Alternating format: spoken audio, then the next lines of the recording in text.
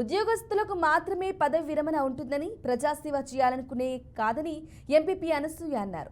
సిద్దిపేట జిల్లా కొండపాక మండల కేంద్రంలో ఏర్పాటు చేసిన మండల పరిషత్ ప్రజా పరిషత్ గౌరవ సభ్యులకు ఎంపీటీసీలకు వీడ్కోలు సన్మాన సభ నిర్వహించి వారిని ఘనంగా సన్మానించారు.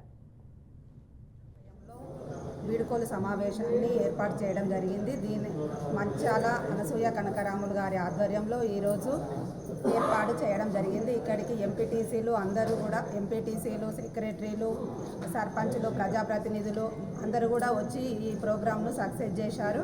ప్రతి ఒక్కరికి కూడా ధన్యవాదాలు తెలియజేస్తున్నాను.